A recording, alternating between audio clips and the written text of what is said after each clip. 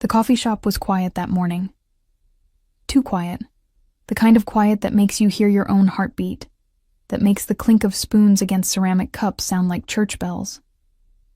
I'd been working there for 6 months, long enough to know the regulars, short enough to still be invisible, and that's how I liked it. Invisible meant safe. Invisible meant surviving. My fingers were raw from the scalding water I'd been using to wash mugs for the past hour. The skin around my nails had begun to peel, but I barely noticed anymore. Physical discomfort had become background noise in my life, like the hum of the refrigerator or the occasional car passing outside the window of my studio apartment. "Lena, table 7 needs clearing," Marco, my manager, called from behind the counter. I nodded, tucking a strand of dark hair behind my ear before grabbing a tray. Table 7 was in the corner, partially hidden behind a decorative bookshelf. The table no one wanted unless they were trying to avoid being seen. As I approached, I registered the remnants of what looked like an important meeting. Scattered papers hastily gathered, coffee cups half empty, a laptop closed but still warm, and a scent. Something expensive. Not cologne exactly, but the smell of someone who wore custom suits and probably had never worried about making rent. That's when I first saw him. Not directly, just his back as he stood outside on the sidewalk, phone pressed to his ear. Broad shoulders beneath a charcoal suit that probably cost more than 6 months of my salary. Dark hair, precision cut. Even from behind, he radiated the kind of authority that made people step out of his way on the street without even realizing they were doing it. He wasn't alone. 2 men flanked him, one checking his surroundings with practiced vigilance, the other holding open the door of a sleek black Mercedes that had silently appeared at the curb. I gathered the cups onto my tray, my movements automatic while my eyes stayed fixed on the scene outside the window. Something about it felt wrong. The way the men moved, perhaps. Too coordinated, too aware, like predators. "Excuse me, miss." I nearly jumped out of my skin. A woman in a pencil skirt stood beside me, designer handbag clutched to her chest like a shield. "I think someone left this under the table." She held out a small leather-bound notebook. "Thanks. I'll put it in lost and found," I said, taking it from her. The woman nodded and left, her heels clicking against the hardwood floor. I flipped the notebook open, telling myself I was just checking for identification. There was none. Just pages of numbers and initials that made no sense to me. But on the last used page, a single name was circled repeatedly. Alessio Vitale. I didn't recognize it, but something about the frantic circles around it made my pulse quicken. I slipped the notebook into my apron pocket without thinking, a moment of foolishness that would alter the course of my entire life. When I looked back out the window, the man in the suit had turned. His profile was sharp, strong jaw, straight nose, lips pressed into a hard line as he continued his phone conversation. I couldn't hear what he was saying, but his expression was thunderous. Then, as if sensing my gaze, he turned fully toward the coffee shop. Our eyes met through the glass, and everything seemed to stop. His were dark, almost black, and they locked onto mine with an intensity that stole my breath. It lasted only a second before his associate leaned in to whisper something in his ear, breaking the connection. The man nodded sharply and moved toward the waiting car. I watched, tray still in hand, as he reached for the door handle. That's when I noticed it, a red dot dancing across his back. I didn't think. I didn't plan. My body moved before my mind could process what was happening. The tray clattered to the floor. I pushed through the door and ran onto the sidewalk. "Look out!" I screamed. But my voice was lost in the noise of the street. Time slowed. I crossed the distance between us in what felt like minutes rather than seconds. I saw his security team turn, confusion morphing into alarm. I saw the man himself begin to pivot, his expression changing from irritation to something unreadable. My hands connected with the expensive fabric of his suit, and I pushed with all my strength. He was solid, immovable as stone. But the surprise of my attack caught him off guard. We both went down. My body sprawled awkwardly over his on the cold concrete. And then the world exploded. Heat and sound washed over us in a violent wave. The force of it pressed me harder against the stranger beneath me. Glass rained down, tinkling like deadly wind chimes. The smell of burning metal and plastic filled the air, acrid and thick. For a moment, Everything went dark. When my vision cleared, the Mercedes was engulfed in flames. People were screaming, running.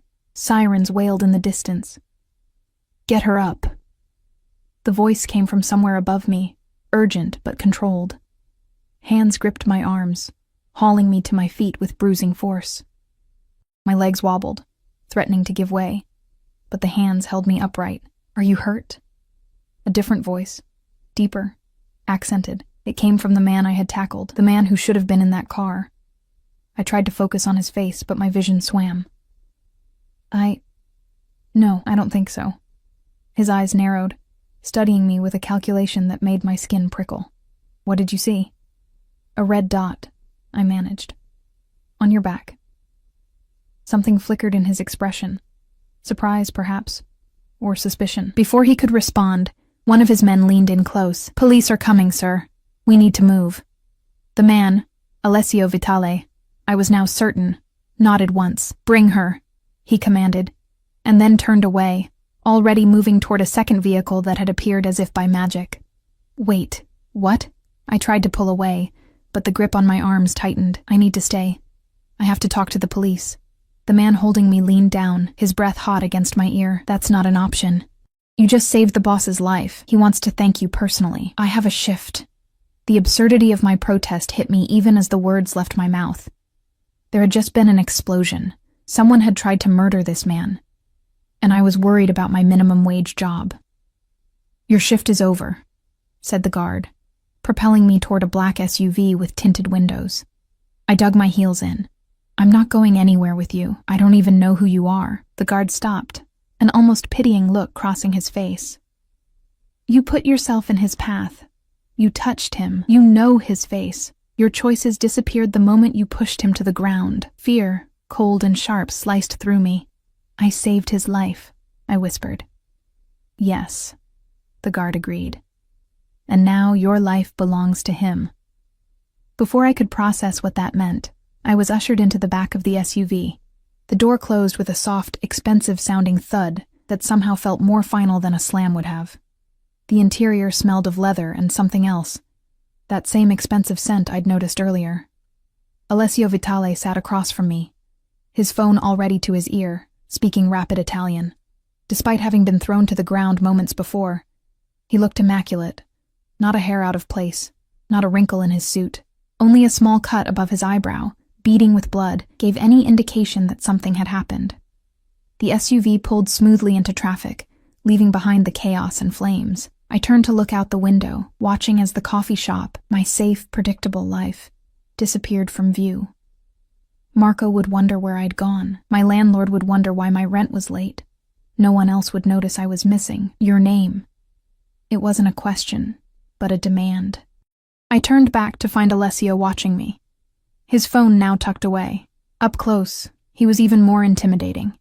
Early 40s, perhaps, with threads of silver at his temples that only enhanced his authority rather than diminishing it. "Lena," I said, surprised by the steadiness of my voice. "Lena Reyes. Do you know who I am, Lena Reyes?" I hesitated, then reached into my apron pocket and pulled out the notebook. Alessio Vitale. His expression didn't change, but the temperature in the car seemed to drop by several degrees. He held out his hand, and I placed the notebook in it without resistance. "Where did you get this?" His voice was soft, which somehow made it more terrifying. "Someone left it under the table. A woman gave it to me right before." I gestured vaguely, unable to put the explosion into words. "And you decided to keep it instead of turning it in." It wasn't a question, so I didn't answer. We both knew I had made a terrible mistake. He flipped through the notebook, his face unreadable. Finally, he closed it and slipped it into his jacket pocket. "The red dot you saw. Tell me exactly what happened." I swallowed hard. "You were about to get into your car. I noticed a red dot moving across your back. I watch a lot of crime shows. I knew what it was. A laser sight," he supplied. "And your first instinct was to risk your life for a complete stranger?" Put that way, it did seem insane. I didn't think. I just reacted. He studied me with those dark, penetrating eyes. Most people would have frozen or run away. I didn't know how to respond to that. I'd always been the type to run toward danger rather than away from it, a quality that had gotten me into trouble more than once. It was the same impulsiveness that had led me to flee my hometown after my mother's death, to try to outrun the suffocating grief that threatened to consume me. "Where are you taking me?" I asked finally. "Somewhere safe. I was safe before." A ghost of a smile touched his lips. "Were you? A woman who runs toward gunfire and steals notebooks from my business associates? I think you and I have very different definitions of safety, Lena Reyes." The way he said my name, like he was committing it to memory, sent a shiver down my spine. "I want to go home." "That's not possible right now. You can't just kidnap me." His eyebrow arched. "Is that what this is? I recall you pushing me to the ground and then being escorted into my car for your own protection after saving my life. The police might view the situation differently than you do." The implication was clear, his word against mine, and his word carried weight that mine never would. "What do you want from me?" I asked, hating the tremor that had crept into my voice. "For now, information." He leaned forward slightly. "Who knew you would be working today? Who have you spoken to about your job? Who would know your routine?" "No one," I said, confused. "I don't really have friends here. I just moved to the city 8 months ago." "Family?" "None left." The words came out flatter than I intended. Something shifted in his gaze, not softening exactly, but a recognition of something familiar. "So you're alone in the world." It wasn't a question, but I nodded anyway. "Then your disappearance won't cause problems." My heart slammed against my ribs. "My disappearance? You said you were taking me somewhere safe." "And I am." He sat back, straightening the cuffs of his shirt with precise movements. "But until I know who targeted me and whether they saw you interfere, you're a liability. And I don't leave liabilities wandering freely around my city." "Your city," I repeated, a hysterical laugh threatening to bubble up. "Of course. You're not just some businessman, are you?" His expression remained impassive, but there was something almost like amusement in his eyes. "What do you think I am, Lena?" I thought of the security detail, the multiple cars, the way he commanded rather than asked, the casual reference to me as a liability, the notebook full of numbers that meant nothing to me, but clearly meant something to him. "I think," I said carefully, "that I should have let you get into that car." This time he did smile, a cold, dangerous curve of his lips that never reached his eyes. "No, you don't, because despite your recklessness, you strike me as a survivor, and survivors have excellent instincts." The SUV slowed, turning into an underground parking garage. I watched as we descended floor by floor, deeper beneath the city. "We've arrived," Alessio announced as the vehicle came to a stop. "Where exactly is here?" "One of my properties. You'll stay until I determine it's safe for you to leave." "And how long will that be?" He opened his door, pausing to look back at me with those unfathomable eyes. "That depends entirely on you, Lena Reyes, and on whether the person who tried to kill me today decides to try again." As the door opened, I caught a glimpse of more men in suits, waiting like sentinels in the dimly lit garage. The reality of my situation crashed down on me with crushing force. In saving Alessio Vitale's life, I had irrevocably entangled myself with a man who was clearly dangerous, powerful, and now, because of me, hunted. Worse still, I'd brought something valuable and secret into his orbit, that innocent-looking notebook that I should have left alone. I stepped out of the SUV on shaky legs, wondering if I'd traded one death for another, more prolonged one. But as Alessio's hand came to rest at the small of my back, guiding me toward an elevator, I couldn't deny the electric current that shot through me at his touch. Whatever fate awaited me, there was no going back to the quiet, invisible life I'd been living. For better or worse, Alessio Vitale now had my full attention, and I had his. The elevator ascended silently, the only indication of our movement, a subtle pressure change in my ears. I stood rigid beside Alessio, acutely aware of his proximity and the warmth radiating from his body. 2 guards flanked us, their expressions impassive, eyes fixed straight ahead. "You're trembling," Alessio observed quietly. I hadn't noticed, but he was right. A fine tremor had taken hold of my limbs. Delayed shock, perhaps, or simply fear of my uncertain future. Almost being blown up will do that to you, I replied, trying to inject some defiance into my voice. The corner of his mouth twitched, almost a smile, but not quite. Most people would be more than trembling after what you experienced. They'd be falling apart.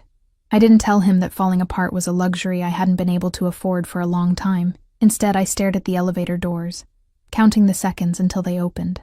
When they finally did, I stepped into a world that seemed impossibly removed from the coffee shop where I'd started my morning. The penthouse spread before us was all gleaming marble, floor-to-ceiling windows, and sleek modern furniture. The city sprawled below, buildings reflecting the midday sun like scattered jewels. Impressive, I murmured, unable to help myself. It serves its purpose, Alessio replied dismissively, as though the multi-million-dollar apartment was merely functional rather than extravagant. He moved through the space with practiced ease, removing his jacket and draping it carefully over a chair. The action revealed a shoulder holster containing a matte black handgun. A stark reminder of who exactly I was dealing with. Antonio. He addressed one of the guards. Find Ms. Reyes something suitable to wear. And have Elena bring up the first aid kit. The guard nodded and disappeared down a hallway. First aid? I echoed, confused until Alessio gestured toward my hands. I looked down to find my palms scraped raw from the fall to the concrete, bits of gravel still embedded in the skin. In the chaos, I hadn't even noticed.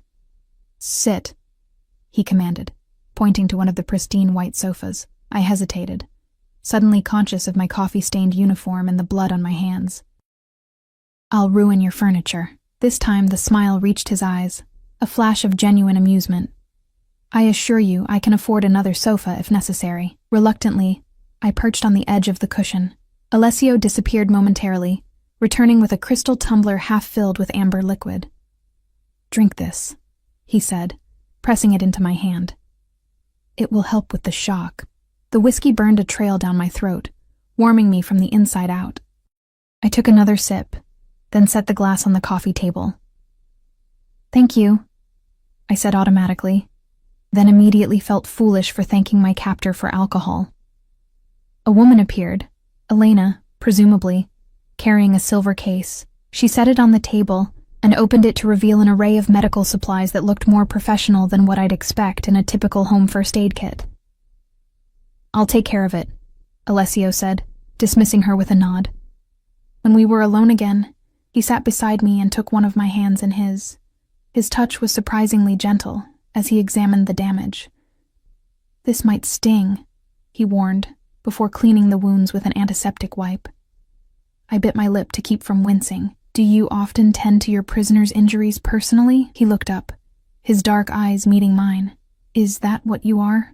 A prisoner? You tell me. Can I leave if I want to? No, he said simply, returning his attention to my hand. But that doesn't make you a prisoner. It makes you a guest with limited options. A captive, then. A protected witness, he countered smoothly. Someone who saw something they shouldn't have and now needs to be kept safe. Safe from whom?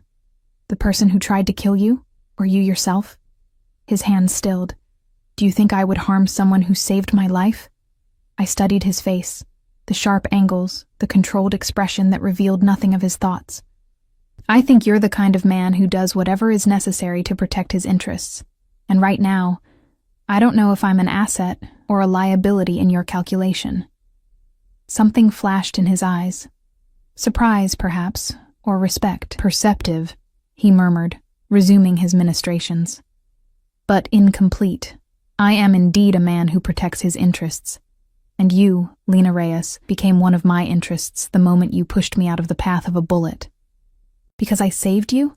Because you were willing to die for a stranger. He finished bandaging my first hand and moved to the second. That kind of selflessness is rare. Rarer still in my world.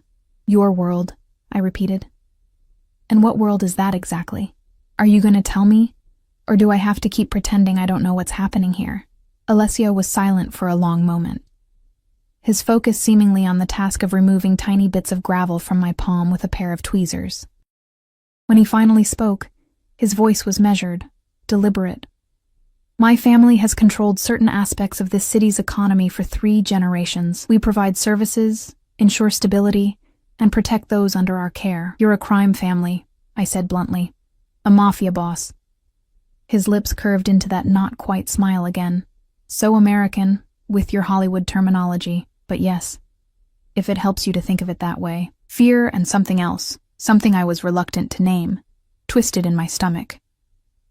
And the person who tried to kill you? A business rival, most likely, or perhaps someone within my own organization who's grown ambitious. Hence the trust issues.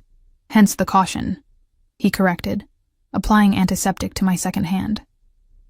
Trust is earned, not given freely. And how exactly am I supposed to earn your trust while being kept here against my will? He finished bandaging my hand, but didn't release it immediately. His thumb traced a light circle on my wrist, just above the bandage. The casual intimacy of the gesture made my breath catch. By being honest with me, he said, his eyes intent on mine. By understanding that your survival is now inextricably linked with mine. And by accepting that, for the foreseeable future, your old life is gone. The weight of his words pressed down on me. My apartment with its leaky faucet and temperamental heating, my job with its predictable rhythm and anonymity, the simple, lonely existence I'd built for myself after escaping the suffocating small town where I'd grown up. All of it, gone in an instant. For how long? I asked, my voice barely above a whisper. Until I find who's responsible for the attempt on my life. Until I'm certain you're not in danger for your role in saving me. And if I refuse? If I walk out of here right now? His expression hardened. Then I cannot guarantee your safety. Whoever targeted me saw what you did. They know your face. They know you interfered. Do you think they'll simply let that go? Before I could respond, Antonio returned with a stack of clothing. He placed it on a nearby chair and departed without a word. Alessio finally released my hand and stood. You should change. Those clothes are... His gaze swept over my coffee-stained uniform with a hint of distaste. Not up to your standards, I finished for him, a flash of irritation cutting through my fear. Sorry if almost dying made me a bit messy. To my surprise, he laughed, a genuine sound that transformed his severe features. You have spirit, Lena Reyes. I admire that. But I was going to say those clothes are evidence of what happened. They need to be disposed of properly. He gestured toward a hallway. The bathroom is the second door on the right. Change, and then we'll discuss what happens next. I gathered the clothes and headed in the direction he indicated, feeling his eyes on me until I was out of sight. The bathroom was as opulent as the rest of the penthouse, marble and glass and gold fixtures. I caught sight of myself in the mirror and barely recognized the woman staring back. My dark hair had escaped its neat ponytail, tangling around my face in wild waves. There was a smudge of soot on my cheek and a small cut above my eyebrow that I hadn't noticed before. My uniform was torn at the shoulder and stained with what I now realized was both coffee and blood. I looked like a survivor, battered but unbroken. The thought was strangely empowering. I stripped off the ruined clothes and stepped into the shower, letting the hot water wash away the physical remnants of the morning's chaos. My mind, however, remained in turmoil. What had I stumbled into? And more importantly, how would I find my way out? The clothing Antonio had provided fit surprisingly well, dark jeans, a soft gray sweater, and even undergarments still in their packaging. I tried not to think about how they had determined my size so accurately. When I emerged from the bathroom, Alessio was standing by the windows, phone in hand. He ended his call when he saw me. Better? He asked, his gaze traveling over me in a way that was both assessing and appreciative. I nodded, suddenly self-conscious. Thank you for the clothes. You look more yourself, he observed. You don't know what myself looks like, I countered. You don't know me at all. I know more than you might think. He moved to a sleek desk in the corner and picked up a tablet. Carolina Lena Reyes, 28 years old, originally from Ashford, Connecticut. Only child of Maria Reyes, deceased 3 years ago from cancer. No other family. Bachelor's degree in literature from State. Worked a series of temporary jobs before settling in this city 8 months ago. No criminal record, no social media presence, minimal digital footprint overall. My mouth went dry.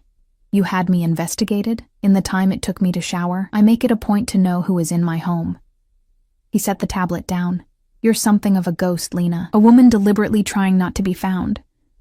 Maybe I just value my privacy. Or maybe you're running from something. Or someone. The accuracy of his assessment unnerved me. I had been running. From memories. From the suffocating sympathy of a small town where everyone knew my business.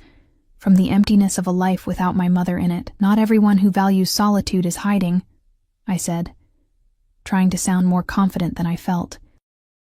Alessio studied me for a long moment, as if trying to decrypt a complex code. Perhaps.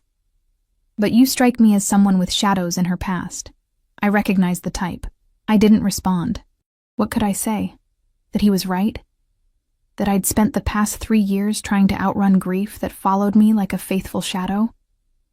That I'd changed cities 4 times, changed jobs 6 times, all in an effort to find somewhere. Something that didn't remind me of what I'd lost? Are you hungry? He asked suddenly, changing tactics. The question was so normal, so mundane, that it caught me off guard. I realized with surprise that despite everything, I was ravenous. Yes, actually. He nodded and pressed a button on his phone. Have lunch prepared for 2, he instructed someone on the other end. As he returned the phone to his pocket, a thought occurred to me. The notebook, I said, the one I found. What was in it?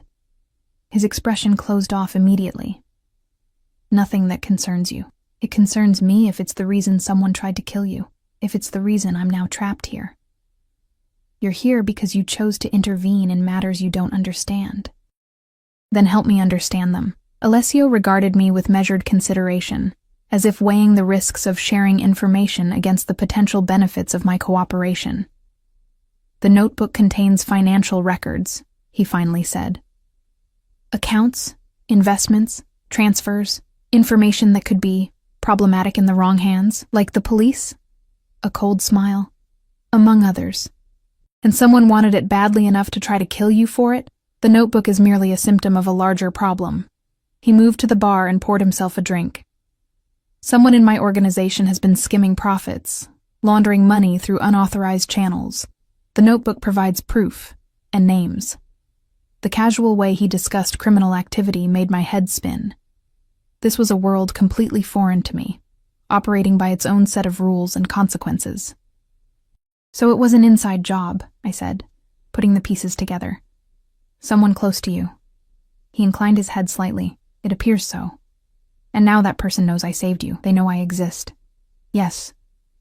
No sugarcoating, no false reassurances. Just the stark truth. Before I could process the implications, the elevator chimed. Alessio's hand moved instinctively toward his gun, relaxing only when one of his men stepped out, followed by a woman carrying a tray of food. They set up lunch on a glass dining table with a view of the city skyline. The woman, different from Elena, younger with a perpetually downcast gaze, arranged plates of grilled fish, roasted vegetables, and crusty bread with the efficiency of someone who'd performed this task many times before. When they departed, Alessio gestured for me to sit, eat. We have matters to discuss. The food was exquisite, but I barely tasted it. My mind was too busy calculating scenarios, trying to find a path out of this situation that didn't end with me dead or permanently entangled with a criminal organization. You said I saved your life, I began carefully. That creates a debt. Alessio's eyes narrowed slightly. It does. Then repay it by letting me go. Give me enough money to start over somewhere new. I won't go to the police. I won't tell anyone what happened. I'll disappear. He studied me over the rim of his wine glass. And where would you go, Lena? Back to another coffee shop in another city? Another anonymous existence where you're neither happy nor truly alive? The accuracy of his assessment stung. That's not your concern. It became my concern when you put your life at risk for mine. He set down his glass. Besides, disappearing is not as simple as you might think. Not in today's world. Not from the kind of people who would hunt you. I've done it before, I said before I could stop myself. Interest flickered in his dark eyes. Have you? From whom were you hiding, I wonder? I looked away. Not hiding. Just starting over after your mother's death. My eyes snapped back to his. Don't talk about her. Something softened in his expression. Not pity, but recognition. I lost my father when I was 22. The world expects you to move on after a suitable period of mourning.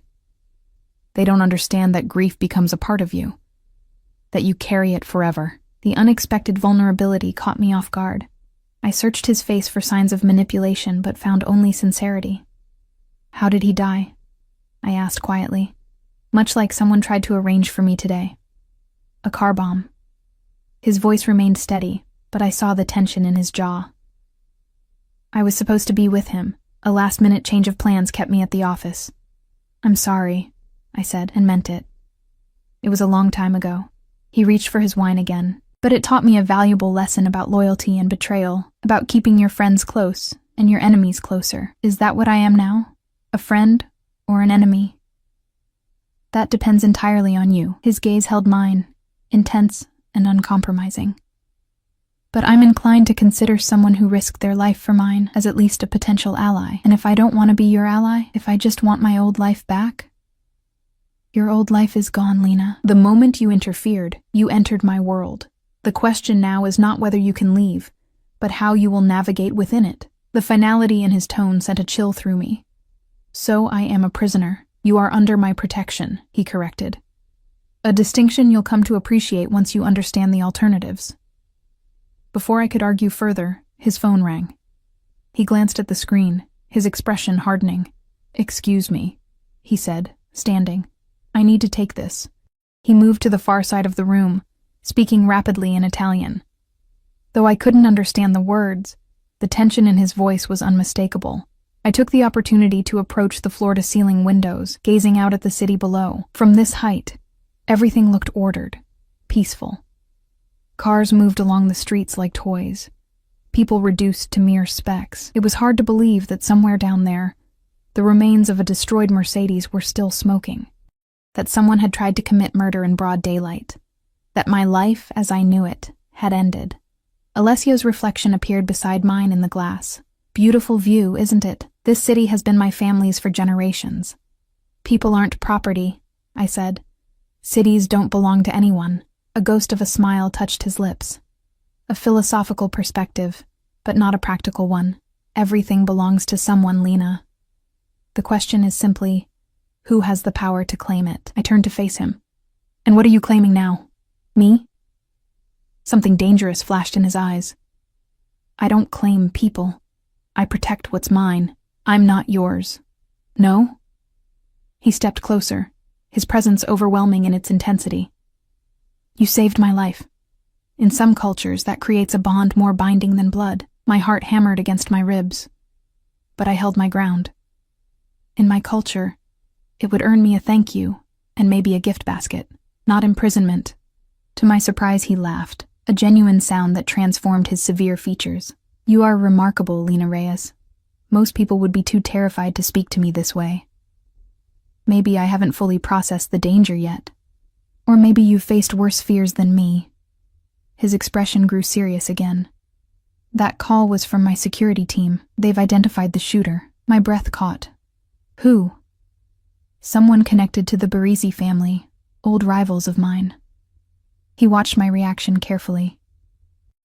They also found evidence that suggests information was leaked from within my organization. Someone provided your coffee shop's location, my schedule, the exact vehicle I would be using. So it was an inside job, like you suspected. He nodded grimly. Which means I can't trust anyone until I identify the traitor. Except me, I said, the realization dawning. Because I'm the only person who's definitively proven I don't want you dead.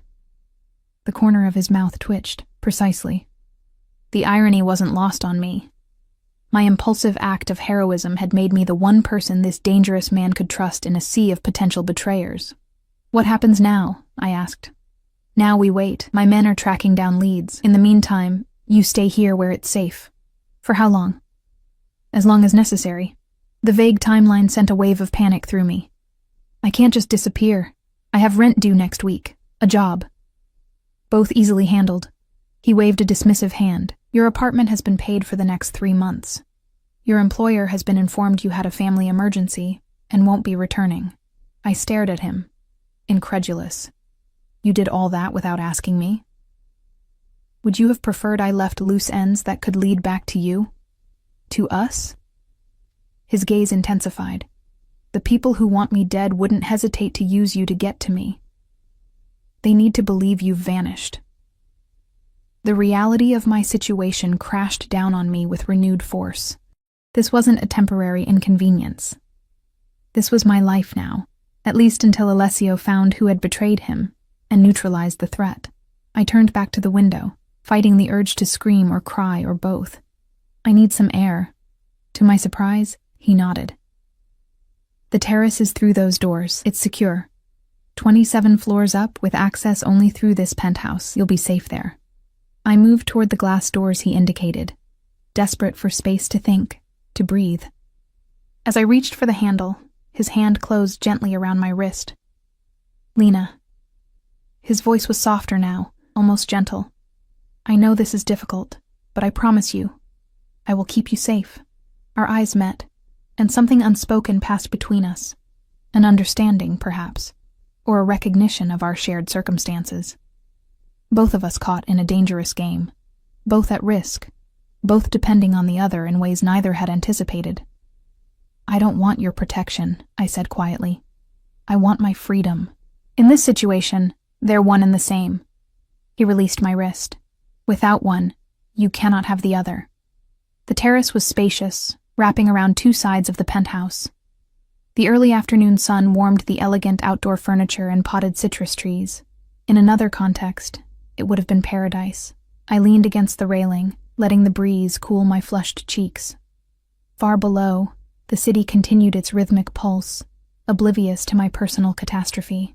Sirens wailed in the distance, perhaps still responding to the explosion that had altered the course of my life hours earlier. The sound of the door sliding open announced Alessio's presence before I saw him.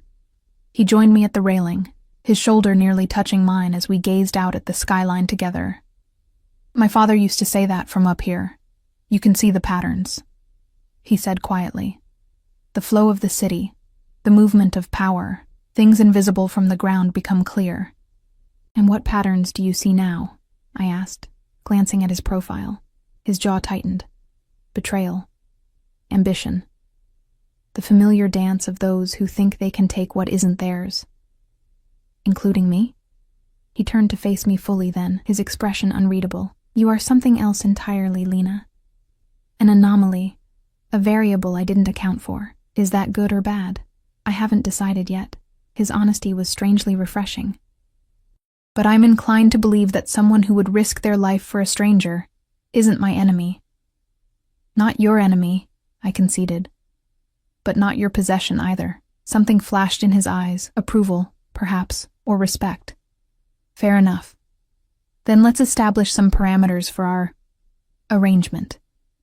You stay here, under my protection, until the immediate threat is neutralized. In return, I'll ensure your safety and comfort, and when this is over, provide you with the resources to rebuild your life wherever you choose. It wasn't freedom, not really, but it was better than being treated as a prisoner or a pawn. And if the immediate threat takes months to neutralize, years, then we'll reassess. He leaned closer, his voice dropping to a near whisper. But I assure you, Lena, I don't intend to let this situation drag on. The people who betrayed me, who endangered you, will be dealt with swiftly. The cold certainty in his voice sent a shiver down my spine, a reminder of exactly who I was dealing with. Not just a powerful businessman, but a man accustomed to dispensing his own brand of justice. I want your word, I said, meeting his gaze steadily, that when this is over, you'll let me go, no strings attached. Alessio studied me for a long moment, his dark eyes searching mine. Then, with deliberate movement, he extended his hand. You have my word, Lena Reyes. I hesitated only briefly before placing my hand in his. His grip was firm, warm, the calluses on his palm a surprising contrast to his refined appearance. Then I guess we have a deal, I said. trying to ignore the electric current that seemed to flow between us at the contact. His thumb traced a small circle on the back of my hand before he released it. Indeed we do. As I turned back to the view, I couldn't shake the feeling that I'd just made a bargain with forces I didn't fully understand. But what choice did I have? My old life was gone, shattered like the windows of Alessio's Mercedes. All I could do now was navigate this new reality, and hope I emerged from it intact. The rest of the day passed in a strange limbo. Alessio disappeared into his office for hours, engaged in hushed phone calls and video conferences. Occasionally, men in suits arrived in the elevator, conferred with him briefly, and departed just as quickly. I was left largely to my own devices, exploring the penthouse with its tasteful art and expensive furnishings. There was a library with floor-to-ceiling bookshelves filled with leather-bound volumes in multiple languages, a media room with a screen that took up an entire wall, a gym with state-of-the-art equipment overlooking the city. It was a beautiful prison, but a prison nonetheless. By evening, I had read half a novel from the library, taken another shower, and changed into more comfortable clothes that had mysteriously appeared in my room, a spacious guest suite with its own bathroom and a view of the sunset. I was standing on the terrace, watching the sky bleed from orange to purple, when Alessio joined me again. "Are you hungry?" he asked, his voice startling me from my thoughts. I turned to find him changed from his formal suit into dark slacks and a gray cashmere sweater that softened his appearance somewhat. It was disarming to see him look almost normal, almost approachable. "I could eat," I admitted. "Good, dinner will be served shortly." He moved to stand beside me at the railing. "How are you finding your accommodations?" The formality of the question almost made me laugh. "The thread count is definitely higher than at my apartment." A ghost of a smile. "I'll take that as approval." "It's a beautiful place," I conceded. "Just not where I'd choose to be. Few of us end up where we'd choose," he replied, his gaze on the darkening horizon. "Life has a way of redirecting our paths when we least expect it." There was something almost philosophical in his tone that caught my attention. "Is that how you ended up doing what you do? Redirection?" He glanced at me, one eyebrow raised. "You mean, did I dream of becoming a Mafia boss as a child?" "I studied economics at university, had ambitions of legitimate business. What changed? My father's murder." He said it matter-of-factly, but I could sense the old pain beneath the words. Someone had to take his place, maintain order, protect what he'd built. And that someone had to be you. I was the eldest son. It was my responsibility. His jaw tightened, and I was determined to find those responsible for his death. "Did you?" I asked quietly. A cold smile. "Eventually." The simple word contained volumes, a story of revenge, of violence, of justice served outside the bounds of law. I suppressed a shiver. "And now someone's trying to do the same to you," I observed. "The cycle continues." He turned to face me fully, "But I intend to break it this time." Before I could respond, the glass door slid open and Elena appeared. "Dinner is served, sir." The dining table had been set elegantly, fine china, crystal glasses, silver candlesticks casting a warm glow. The meal itself was simple, but perfectly prepared. Pasta with seafood, fresh bread, a salad of bitter greens. A bottle of white wine stood open, breathing. Alessio pulled out my chair for me, an oddly gentlemanly gesture from a man who admitted to ordering executions. "Your staff lives here?" I asked, as he seated himself across from me. "Elena and Antonio have an apartment 1 floor down. Others come and go as needed." He poured wine for both of us. "They've been with me for many years, loyal." "You hope?" I said before I could stop myself. His eyes met mine, sharp with interest. "Indeed. Trust must be continually earned and verified in my position. That sounds exhausting." "It's necessary." He took a sip of his wine, though I admit there's a certain relief in having one person I don't need to question. It took me a moment to realize he meant me. "Because I saved your life.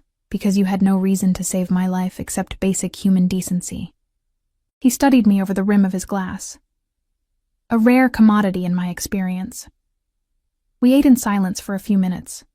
The food was delicious, but I found it hard to enjoy with the weight of uncertainty pressing down on me. Have you made any progress? I finally asked.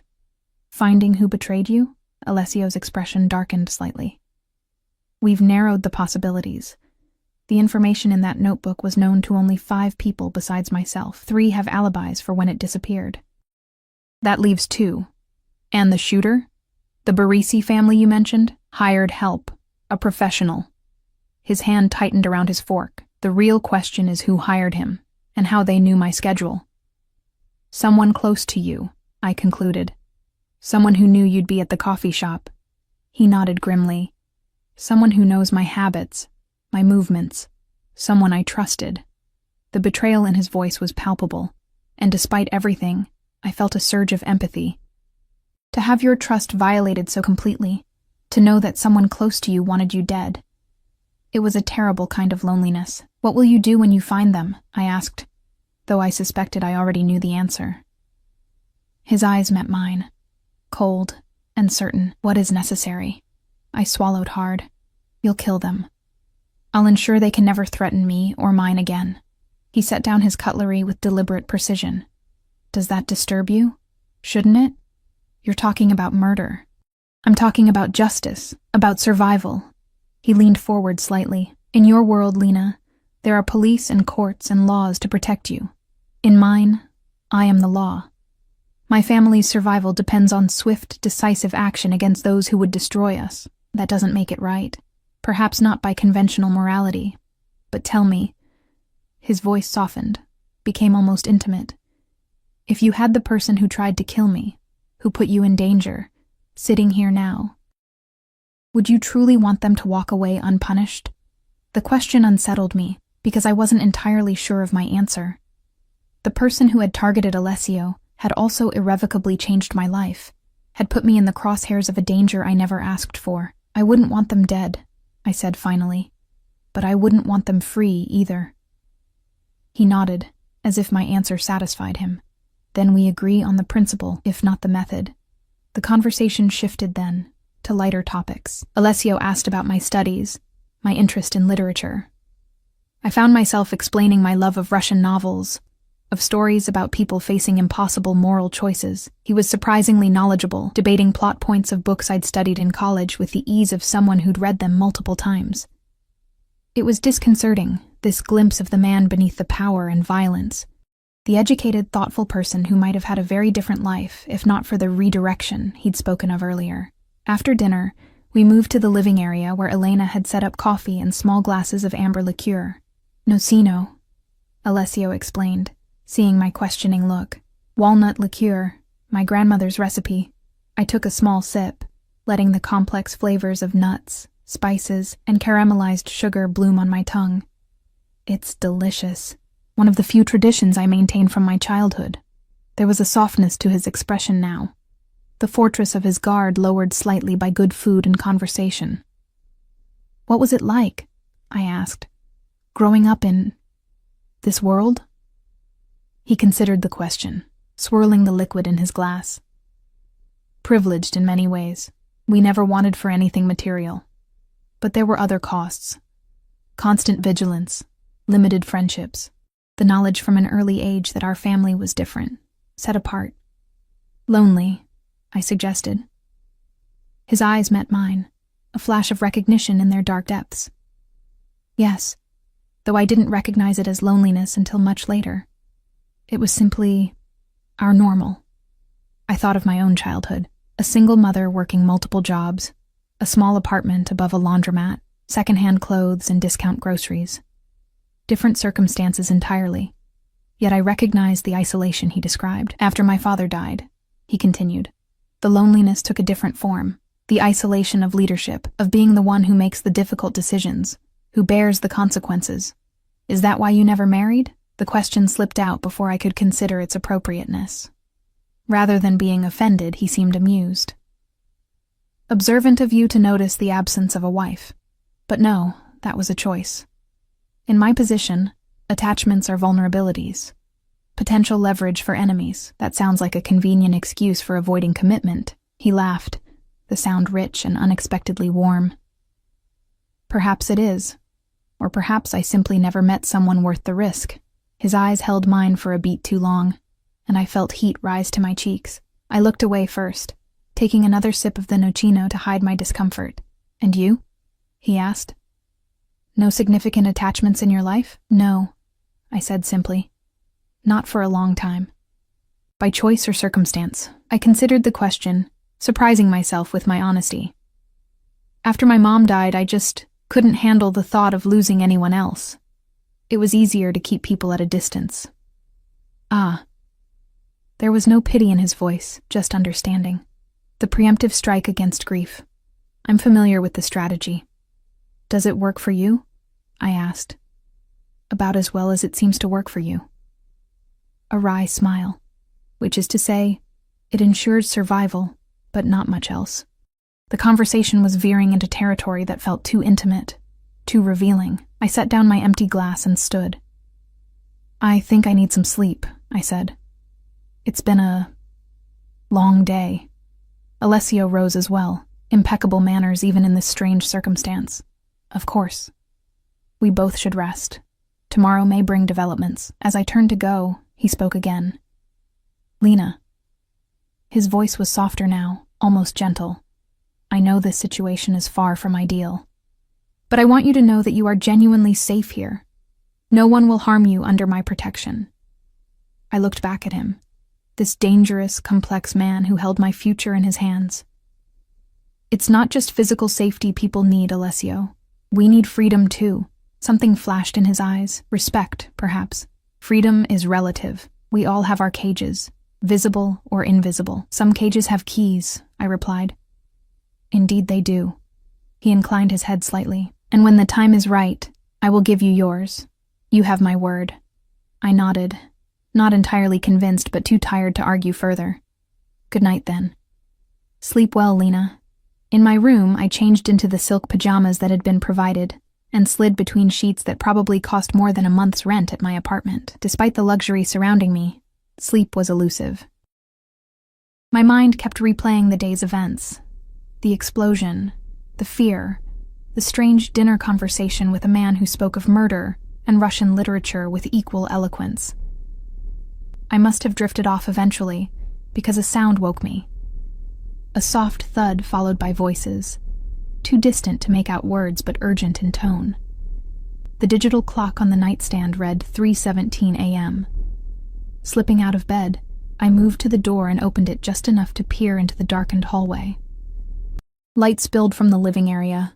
Along with the murmur of tense conversation, I hesitated, debating whether to investigate or return to bed. Curiosity won out. I padded silently down the hallway, careful to stay in the shadows. In the living room, Alessio stood with two of his men, examining something spread across the coffee table. His back was to me, but I could see the tension in his shoulders, the rigid set of his spine. "Confirmed it was him," one of the men was saying. "We found the evidence in his home safe, exactly where the information said it would be." "And he's secure?" Alessio's voice was cold, controlled. "Yes, sir. At the warehouse location. No one followed." Alessio nodded once. "I'll deal with him personally. No one else is to speak with him." "Understood, sir." "And the Barisi connection?" "Confirmed as well. Phone records show 5 calls in the past week." Alessio was silent for a moment, his hand clenching and unclenching at his side. When he spoke again, his voice was deadly quiet. "I want to know everything, every detail, every motivation. And then I want this finished, cleanly and permanently. No loose ends." The men nodded in unison. "Sir," the taller one ventured, "what about the woman? She's a complication." My breath caught in my throat. "Ms. Reyes is under my personal protection," Alessio replied, his tone brooking no argument. "She is not to be discussed with anyone outside this room. As far as the organization is concerned, she doesn't exist. But sir, if Baresi knows about her, then I will deal with Baresi next." Alessio turned slightly, his profile harsh in the low light. "The woman saved my life. She is now my responsibility. Anyone who questions that answers to me personally. Is that clear?" Both men murmured their agreement. "Good, now go. I'll join you at the warehouse within the hour." As the men moved toward the elevator, I retreated quickly down the hallway, my heart pounding. I slipped back into my room just as I heard the elevator doors open and close. I sat on the edge of the bed, processing what I'd overheard. They had found the traitor, and Alessio was going to deal with him personally. I had no illusions about what that meant. Should I be relieved that this nightmare might soon be over, or horrified that I was entangled with a man capable of such cold-blooded justice? Before I could decide, a soft knock sounded at my door. I froze, uncertain whether to acknowledge the knock or pretend to be asleep. After a moment's hesitation, I rose and moved to the door, opening it to find Alessio standing in the dimly lit hallway. He had changed back into a suit, his expression grave. "You were listening," he said. Not a question, but a statement of fact. I saw no point in denying it. "Yes." He nodded once, unsurprised. "May I come in?" I stepped aside, allowing him to enter the room. He remained standing, his posture tense but controlled. "You found the person who betrayed you," I said. "Yes." His voice was flat. "Marco Vannucci, my financial advisor for the past 8 years. A man I trusted with my family's legacy." The name meant nothing to me, but the betrayal behind it clearly cut deep. "And you're going to kill him." Alessio met my gaze directly. "I'm going to question him first, learn the full extent of his betrayal, who else might be involved. And then, yes, he will face consequences for his actions."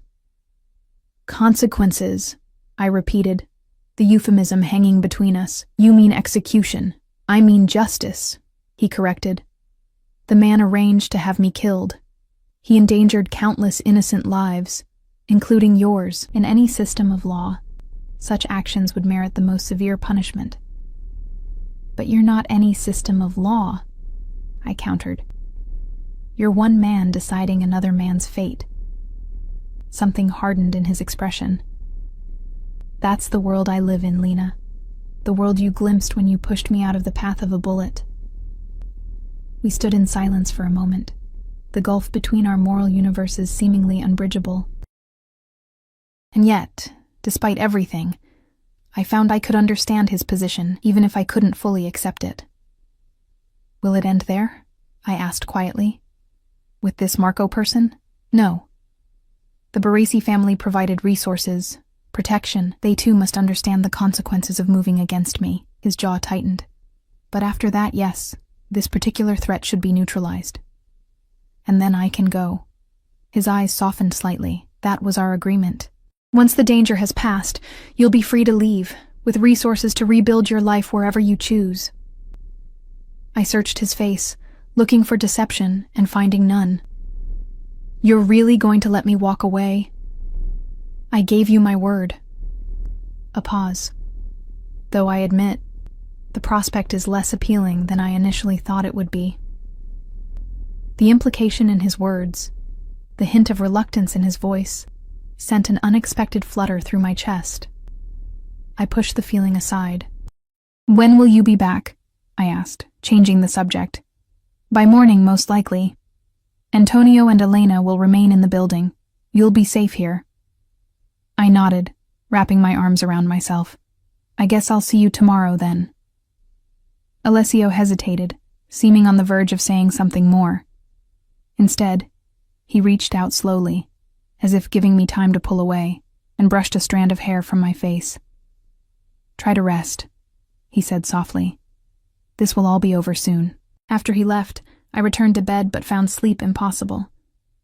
I lay awake watching the minutes tick by on the digital clock, thinking about life and death and the moral gray areas that existed between them, about justice and vengeance and where one became the other, and about Alessio Vitale, a man who inhabited a world so different from my own, and yet who, in some strange way, seemed to understand me better than anyone had in years. I must have fallen asleep eventually, because I woke to sunlight streaming through the windows. The clock read 9:43 a.m.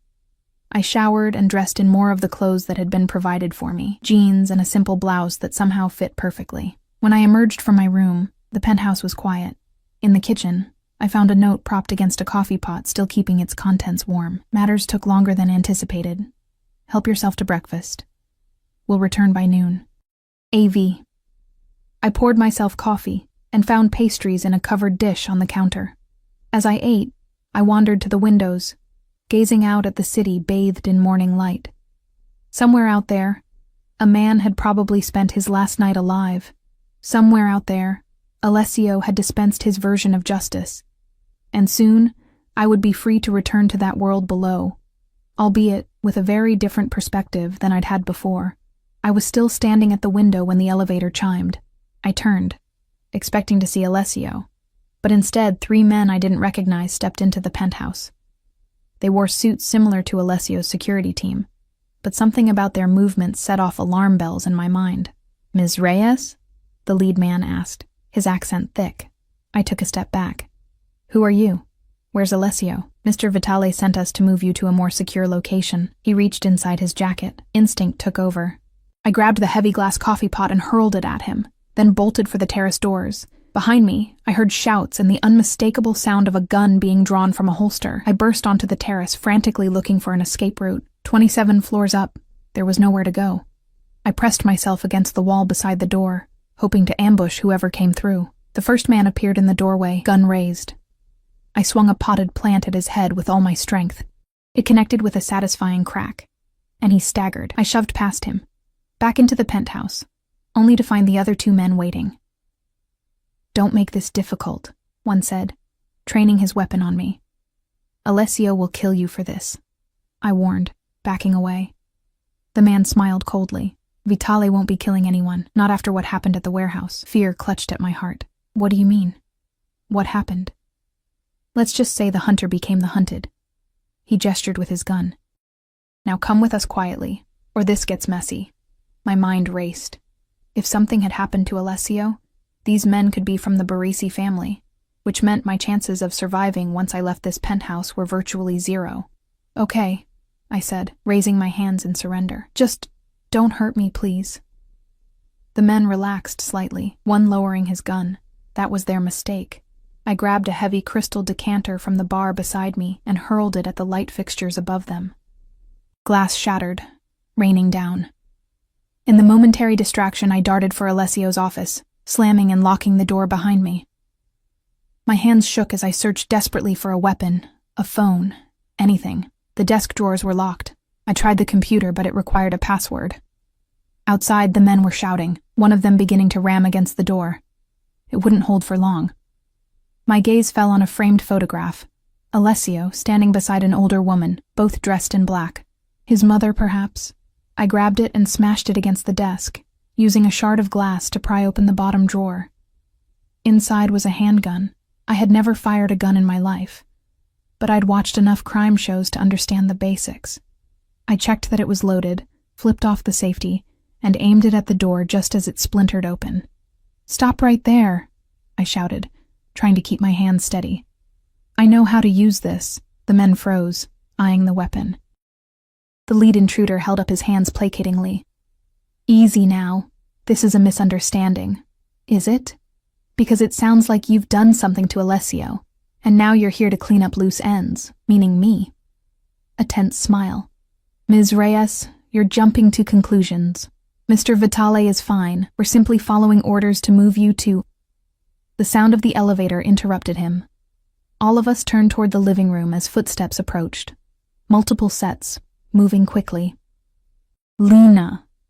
Alessio's voice, urgent and concerned. Relief flooded through me, followed immediately by confusion. If Alessio was here, who were these men? The answer came in the form of gunfire. The lead intruder whirled, drawing his weapon as Alessio and 2 of his security team entered the office doorway. What followed was chaos. I dropped to the floor as bullets flew overhead. Glass shattered, wood splintered. Someone shouted in Italian. A body fell heavily beside me. One of the intruders, blood blooming across his chest. And then, silence. "Lena?" Alessio's voice again, closer now. "Are you hurt?" I looked up to find him kneeling beside me, his own gun still in hand, his expression a mixture of concern and tightly controlled rage. Behind him, his men were checking the bodies of the intruders. "I'm okay," I managed, my voice shaking. "I thought... They said you were... dead?" He helped me to my feet, his hand steady around mine, a premature assumption on the Barisi's part. What happened at the warehouse? His jaw tightened. An ambush. Marco wasn't working alone. His cousin is married to Baresi's daughter. They tried to eliminate both of us in one move. His eyes darkened. They failed. I didn't ask for details. The grim satisfaction in his voice told me everything I needed to know about the fate of Marco Venucci and whoever had been waiting at the warehouse. And these men? I gestured to the bodies being dragged from the office by Alessio's security.